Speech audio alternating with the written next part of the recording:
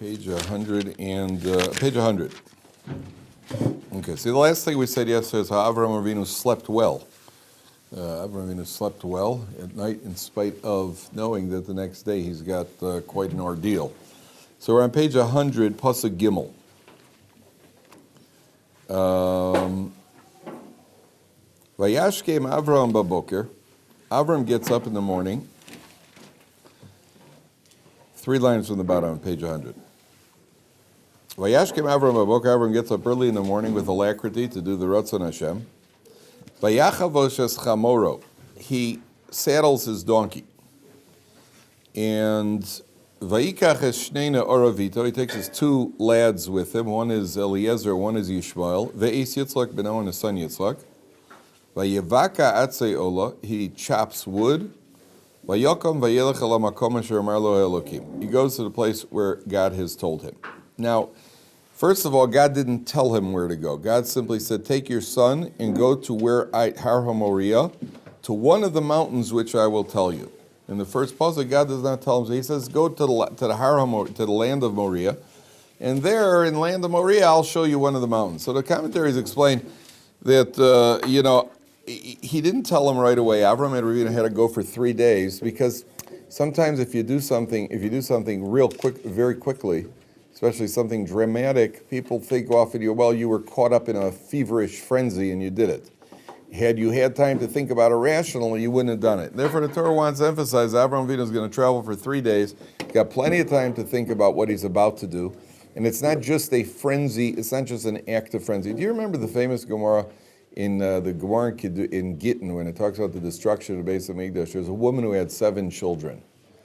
And they came before the emperor, and the emperor told the first child to bow down to the idol. The first child quoted a pasuk from the Torah about how you're not allowed to worship idols, and he refused to worship, so the emperor killed him.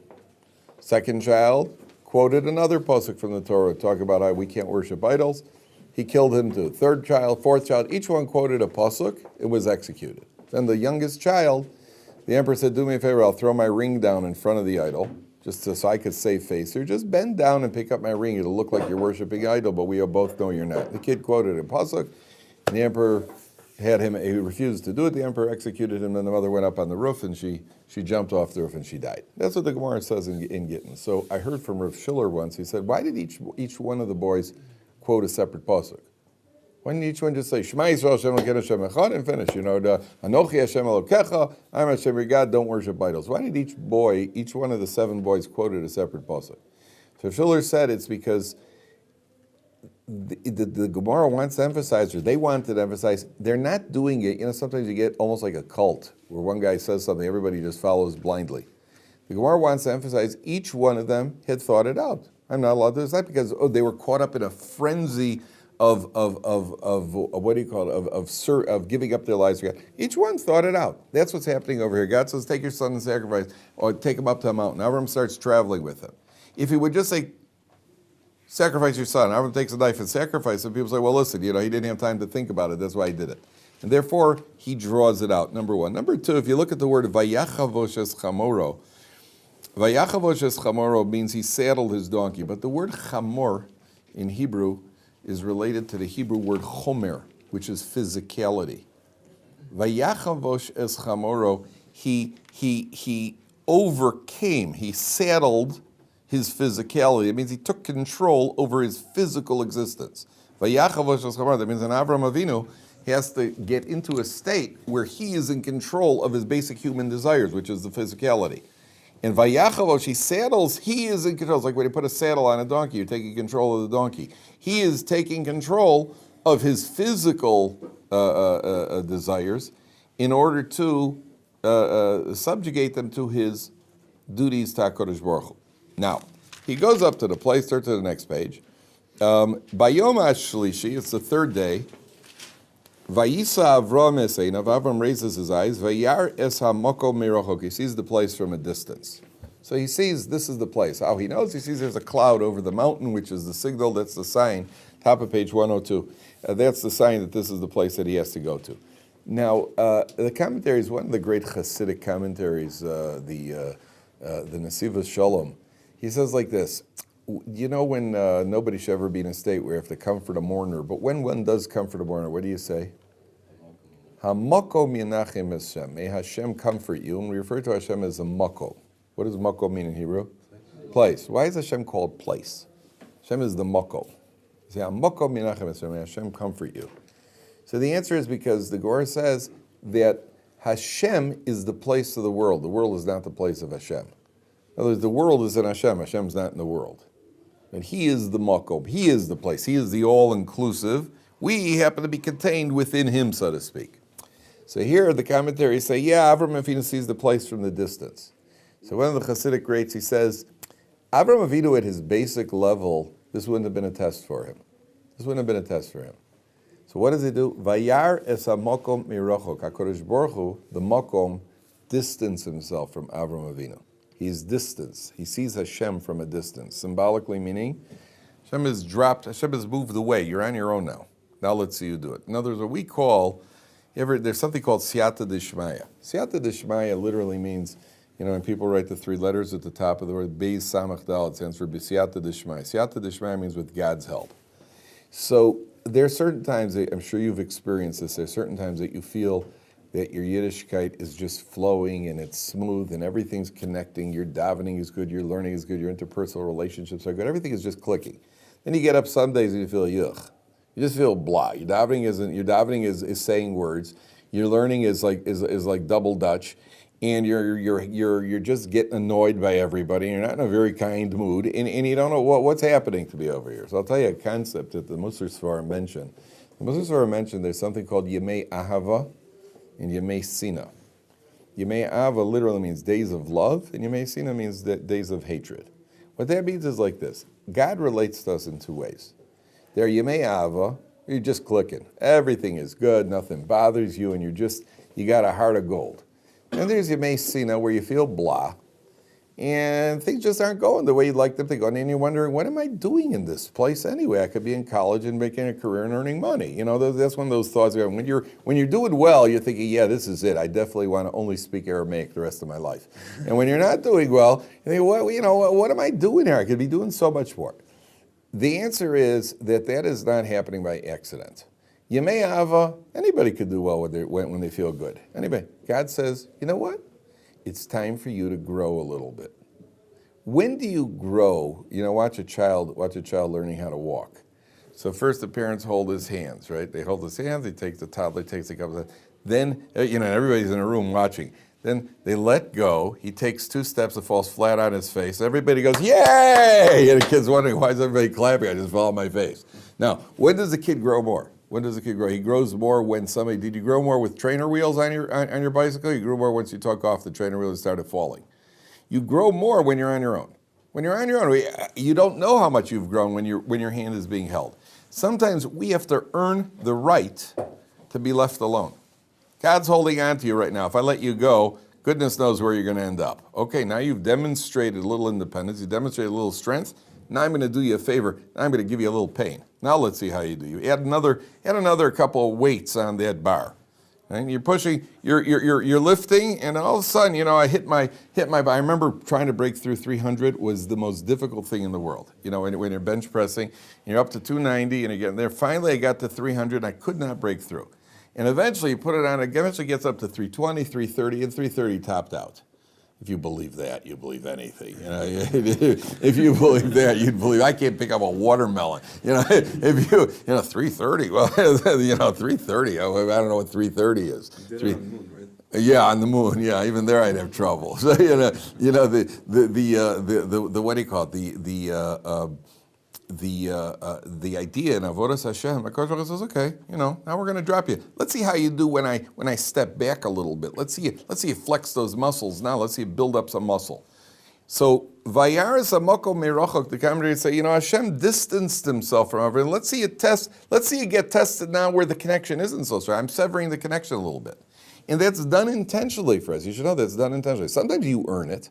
Sometimes by doing one mitzvah, you actually earn what's called siyata dishmaya. You earn a little divine assistance, and sometimes it has nothing to do with you. Sometimes it's difficult to know which is which.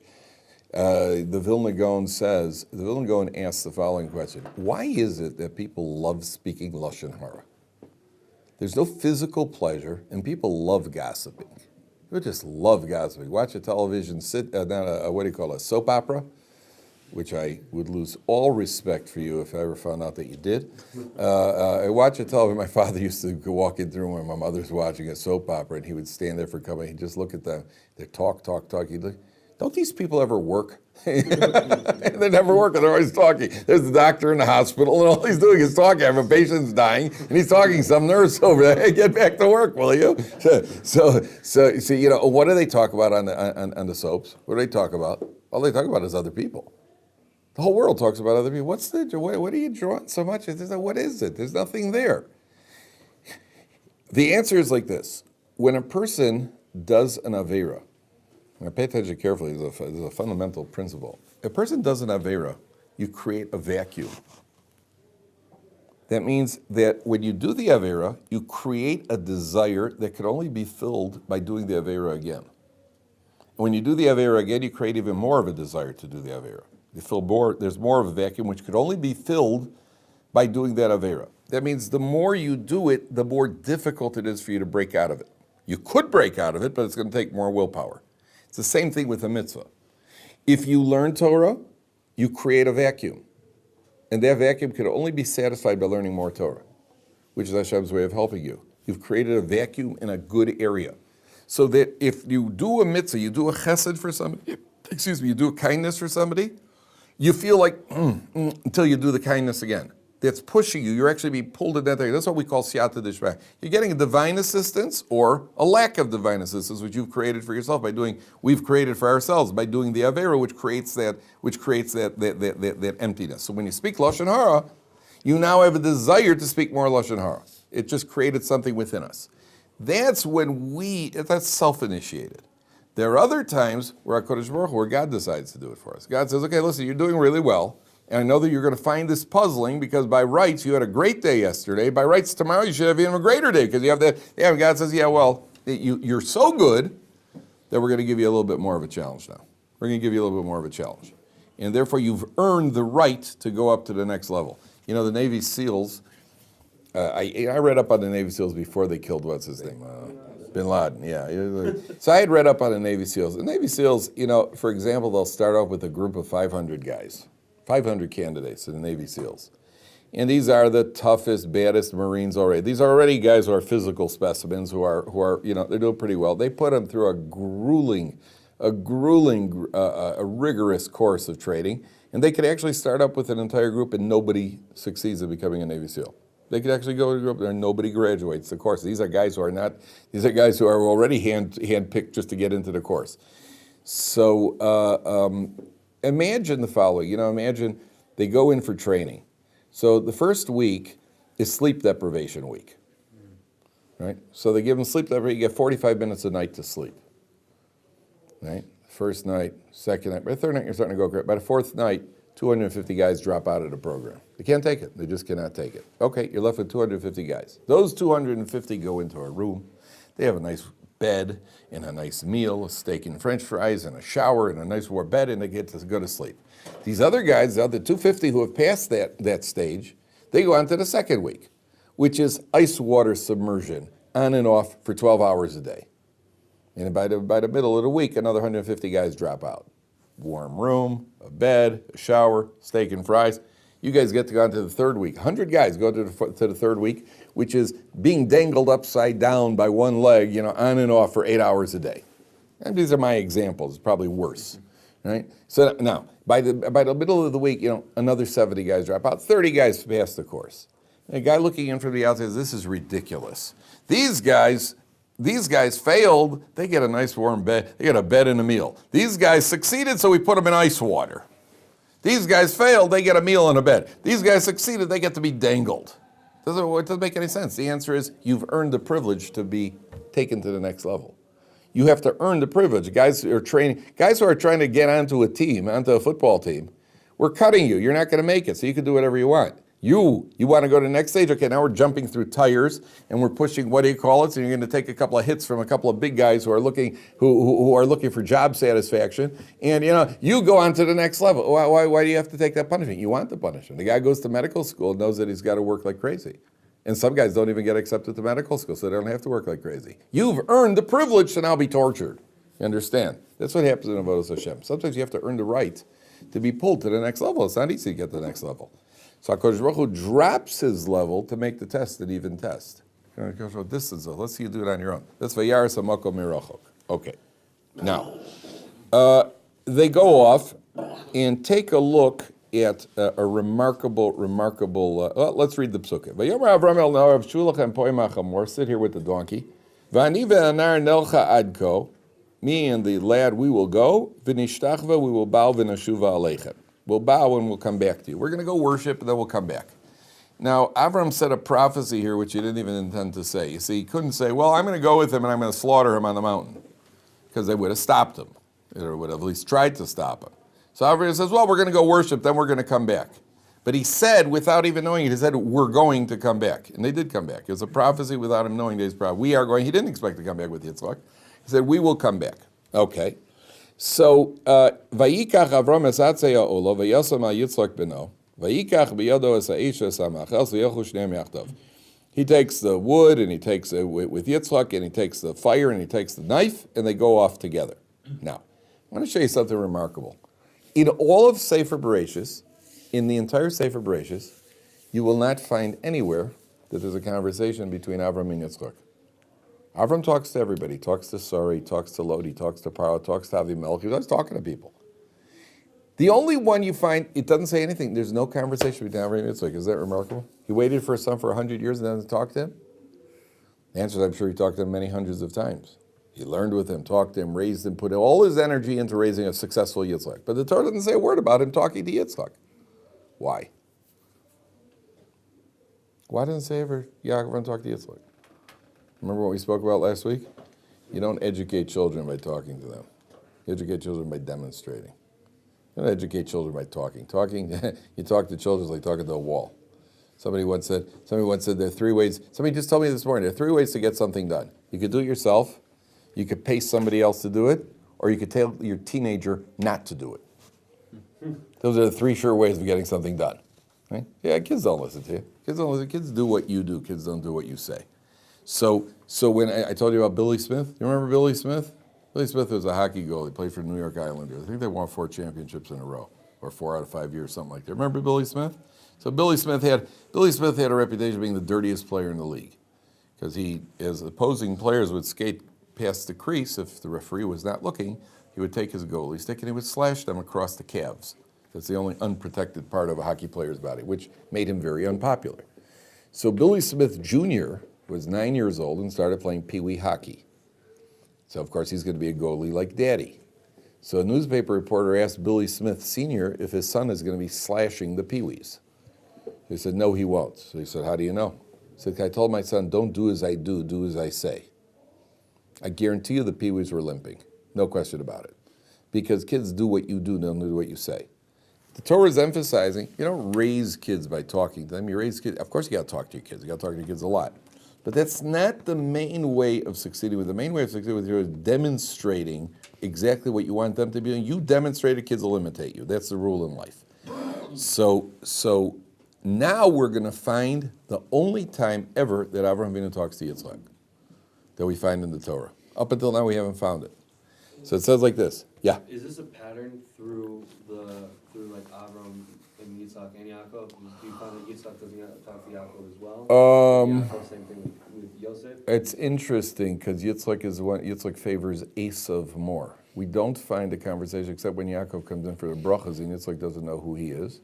And then later when Yaakov is leaving home, Yitzchak has to give him instructions about what to do when he's away from home. And we don't find any conversation, any guidance, any practical guidance, you don't find any conversations. Very interesting. What about the Esav? To Esav, we only find him telling Esav that he favored Esav, that he told Esav to bring him food. We don't find any practical guidance in the written Torah. The Midrashim talk about it, but in the written Torah we don't find that practical guidance. So Now watch this next conversation. Vayomer Yitzchak el Avram Aviv. Yitzchak says to Avram, his father, Vayomer Avi, my father. Vayomer Hineni bini, here I am, my son. Vayomer Hinei ha'esh v'ha'etzim, here's the fire and the wood. V'ayei ha'selola, we're missing something, missing a critical part of this offering, Dad. And I see fire and I see a knife. Where's the sheep? Where's the offering? Vayomer Avram says, Elokim yir elo haseh, God will show the lamb, le'olah, for the offering, my son, bini, which is read as, the offering is my son. Vayelchu shneim yachdav, they went off together. Now why does the Torah emphasize that they went together? Yitzchak was on board. Yitzchak was on board. That means Yitzchak understood the hint real well. Hey, where's the sheep? Well, he's waving a knife. God will show us the sheep, my son. Yitzchak got it. Yitzchak got the hint. And Vayelchu Yachshem Yachdav, they went off together. That means he went hand in hand with his father. He understood he's going to be shechted, and he's also part of the test. He's also a willing participant in the test. Now, the commentators say the very interesting thing here. You see, two things. First of all, notice that these are the only two times that Avram talks to Yitzchak in all of Sefer Bereshis. In both times, what does he say? He says to him, Bini, my son, which is a term of endearment. What the Torah is teaching is when you do talk to your children, make sure that it's affection. Father has to show affection to his children. And both times, they're on the way to be shechting him. Yet he calls him my son, Bini, my son, a term of endearment. Fathers have to know. I know a kid told me this himself. His father was a lawyer, earning over $600, he was billing at $600 an hour. He didn't get all the money. He was working for a company, but I assume he still made more money than most Rabbeim at Or Sameach. But so he was billing at $600 an hour, and that wasn't even his main income. His main income was from real estate. The guy was loaded out of his gourd.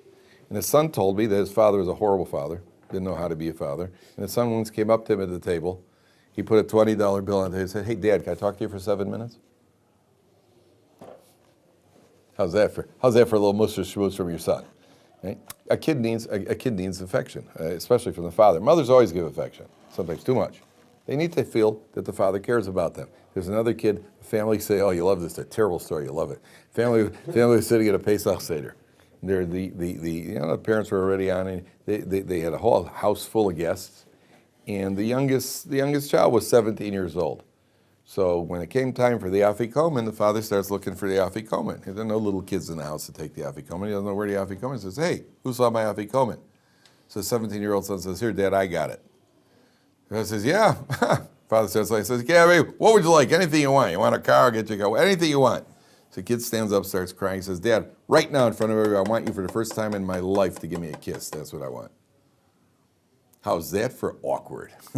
Imagine the guests, oh, what an interesting spot on the table here. That is, what an amazing spot. How's that for awkward? Right? There's a guy, you understand, the guy, a person, a father, there's a family here, they had two kids who left the fold. So these two kids went to speak to one of these guys. They have these schools now for Orthodox kids who leave the fold to deal with them, with their issues, their problems. So they said to the guy, one of the experts who counsels parents, kids, he said to them, what caused you? He said, our father never showed us any affection. Never kissed us. So he calls in the father. He says, your sons were here. They said, you never kissed them. Is that true? He said, yes, it's true. He said, could I ask you why?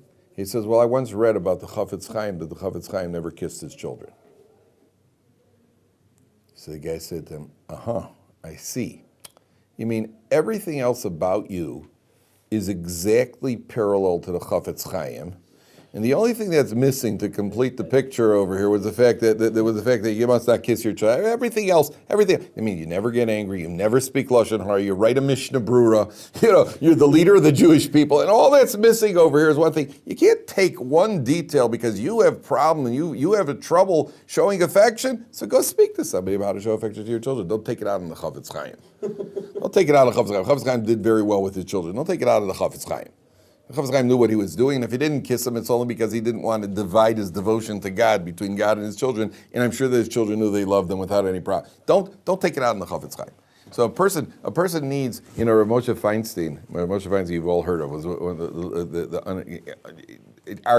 basically agreed upon as the leader, as the greatest Torah scholar of the generation. So when he was nifter, He was a member, you have in America, they have what's called the Moetzas Chachmei Torah, the Council of Torah Sages, and Rav Moshe Feinstein was on this council. His son, Reb Ruvain, is his youngest son, and his son Reb Ruvain said that he was making a bar mitzvah for his son, and Reb Moshe was the grandfather. And that Shabbos, Reb Moshe had a meeting, at some sort of important meeting with the council. He couldn't make it to the bar mitzvah. He couldn't make it to his grandson's bar mitzvah. He felt a duty to the community, and he had to be at this meeting of the Council of Torah Sages. So they asked Reb Ruvain Feinstein, his son, how did you feel about that your father couldn't come? He said, look, obviously it was very, very difficult for me. Obviously I wanted my father there, but I know that my father loved me, so I understood that if he didn't come, he had a communal responsibility. So I said, how did you know your father loved you? He said, for 3 reasons. I know for 3 reasons. First of all, we had a Shabbos table, and because my father was who he was, we always had very important Rabbanim visiting at the house, very important dignitaries, Rabbanim, and everything else. But no matter who was in the house, every Shabbos, no matter who our guests were, I always sat next to my father. I was a little kid in the house, I always sat next to my father. No matter which Rabbanim were there, I sat next to my father, number one. Says number 2, we used to go up to the bungalow colonies in the summer, go up to bungalow colonies. And I would learn with my father. In the mornings, I would learn with my father. And every afternoon, this wagon would come in with hay. A hay wagon would come into town delivering something, and all the kids liked to go out and ride in the wagon. One morning, he came in the middle of our learning session, the wagon drove in. And he drove in the morning, came in the morning, said the afternoon. I was in the middle of my learning session with my father, and my father said to me, you know what, go ride in the wagon, we'll make up the learning later. I knew that my father cared about me. He says, number 3, in the cold mornings in New York, I would get up in the morning, and my father, I was very cold. We didn't have, you get up in the morning, it's uncomfortable, get dressed in the morning. My father, before he woke me up, he would take my pants and he would put them on the radiator to warm them up. And then he would dress me under my blanket he would put the warm pants on me under my blanket. So I knew my father loved me. So he couldn't make it to the thing, so okay, I understand he's got other responsibilities. That's what a kid needs to feel from the father. So you see over here, Avraham Avinu says, Bini, my son. That's the priority. The priority is Bini, my son, a term of affection.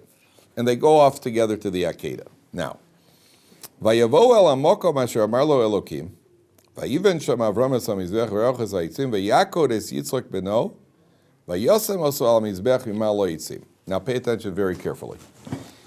Vayishlach Avram es yodo vayikach es hamacha, he takes the knife, lishchot es beno, and just at the last moment, he's about to shech his son. Vayikra elav malach Hashem min hashamayim vayomer Avram vayomer hineni. Says Avram, he says, here I am. Vayomer al tishlach yodcha el anar. Don't set your hand on the lad. Ve'al taslo ma'uma. Don't do anything.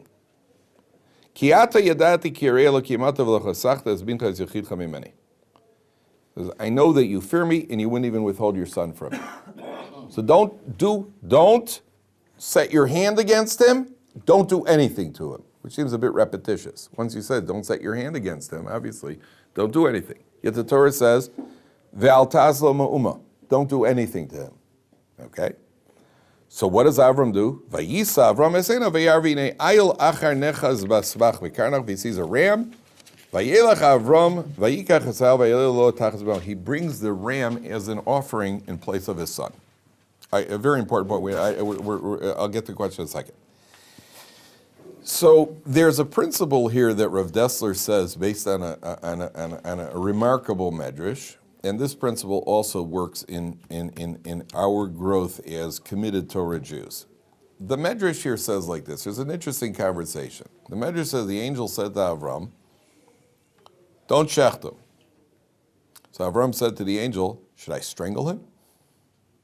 So the angel said, no, don't strangle him. He said, can I at least make a cut and draw blood? The angel says, Al ta'as lo muma, don't do anything to him. So Avram said to the angel, so what am I going to do?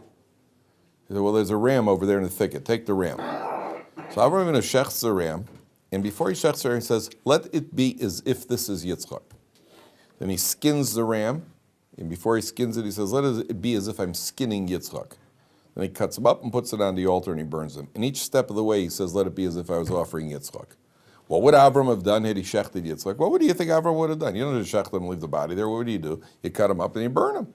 He's an offering. Hey, you don't just shech. That's not the offering. The offering is where you cut them up. Then you shech them, and then you have to offer them as a sacrifice on the altar. That's not shechting. Isn't the sacrifice? The sacrifice you actually burn them. So every step of the way, Avraham is let it be as if it's Yitzchak. So Rav Dessler asks the obvious question. First of all, the conversation itself with the angel. You ever been in that situation with somebody say, "Here, you take the last piece of pie." No, you take it. No, you take it. No, you take it. No, you take it. Okay. And you think, oh, why did I go that extra round? Darn it. You know what? I could have shown after round one I was a tzaddik. What do I have to keep on going for? So Avraham, what do you call it? Now, don't shecht him. Should I strangle him? What if the angel would have said, hey, great idea. We never thought of that up here. Yeah, strangle him. We've never seen one of those. Darn, what do I have to be so noble for? Right? Now, everybody says, should I strangle him? Says, don't strangle. Should I at least make a cut? You got to use the knife. I mean, you got so much against your son. What's going on here? And then he takes the ram and says, let this be as if it's Yitzchak. Let it be as if it's Yitzchak. Let it be as if there's no problem. Which is what? It's not Yitzchak. It's not Yitzchak. Let's play Yitzchak today. It's like my kids play shul at home. They take a towel. And they start davening with the towel on. And then Shabbos morning, they used to play shul. You're the chazan, and you're the gabbai, and you're the guy who yells at the gabbai. Everybody's got a job. But you're not the chazan, you're not the gabbai. What are you playing a game here for? So Rav Dessler explains like this. You ever been in a situation in life where it's something you don't want to do, and you pump yourself up to get yourself to do it? So for example, studying for a test. When I was in university, every college, every teacher that came in said two things when they walked in. Every instructor walked in, said, hi, my name is Mr. Peters. Your grade will be based on this, that, and the other. That was it. First introduction, every single instructor said the same thing. My name and what the grade is based on. True? First, every single instructor. So one thing became clear. None of us are there for the education. We're only there for the grade. Okay, which is true. I'm only there for the grade. Now, imagine they're giving you a final exam. You spend 3 days and nights studying for the final exam. What's your goal? To get an A. You walk into class, pick up your pen, and the teacher says, okay, everybody drop your pens. Everybody's getting an automatic A. What would your knee-jerk reaction be? You're right. Well, look how much time I got myself pumped up for this. What's going on here? I got myself pumped up for this. But intellectually, I should celebrate. Because, this is why I got my A. That's what I'm there for. But in life, when you pump yourself up, by me, I think it was it would be, the other example is a ride in an amusement park. I really don't want to go on the supersonic dinner spinner. And I'm under peer pressure with my friends, and they keep making chicken sounds at me. And finally, the big day comes, okay, today I'm going to do it. You really psych yourself up. You walk all the way up to the top. And just as you get to the top, and you've got yourself all psyched, the guy says, okay, the ride's closed for the day. Now, I should celebrate, because I really don't want to do that. Yet, the knee-jerk reaction is going to be a letdown, because I pumped myself up, what we call psyched myself up. Abraham Avinu is going off to the Akedah. He's had 3 days to get himself into a state where he realizes, if he does this, he is now going to achieve a new spiritual level. He's going to break through to a new level. And at the last moment, no. There's a drop over here. I was aiming at something. I was heading for somewhere. And therefore, Abraham's first reaction is, don't check him. Should I strangle him? No. Should I make at least a cut? No. That means when you're inspired, you have to take the inspiration and translate it into an action.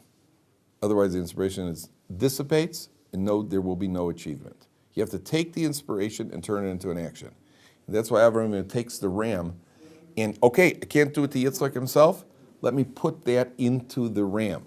Let it be as if it's Yitzchak. Let it be as if it's Yitzchak. That means whatever I would have achieved by shechting Yitzchak, let me achieve that now by doing it to the ram. That's what Abraham is trying to achieve. That's why he's trying to make the breakthrough. Rav Dessler says it applies to all areas of, if you're ever inspired in Avodas Hashem, whatever the area of inspiration is, you have to then make it a concrete action. If you don't make it a concrete action, Rav Dessler says the inspiration will drop, and then, I don't know why, I've never understood why, but he says the level that you started at will then go lower than where you started to begin with. It means you're over here, you're inspired to get to here, you did not do anything about it, boom, you're going to drop to here. That's what he says. I don't know why he dropped lower, but that's what he says. And therefore, if you're ever inspired, I really want to devote myself to my learning better. Start now. Start now. Don't let the moment get away. Don't let the moment get away. I really want to do dishes for my wife. I really want to do the dishes for my wife on Motzei Shabbos. Start 2 years from now on Motzei Shabbos. Right? Don't let the moment get away. I really want to, buy her a gift. I really want to be nice to my wife. Buy her a gift right now on your way home right now. Buy her a gift. Something. Not too expensive, but something. Just to turn it into an action. I really want to devote myself to tzedakah. You got a little bit of money? Give the money now, otherwise you won't get it. It works in all areas of life. That's what I'm saying. That's what's really going on here at the Akedah. The Akedah is really Avraham Avinu's desire to break through to a level which would be otherwise unachievable. Okay. All right, gentlemen, we stop. Continue tomorrow night session.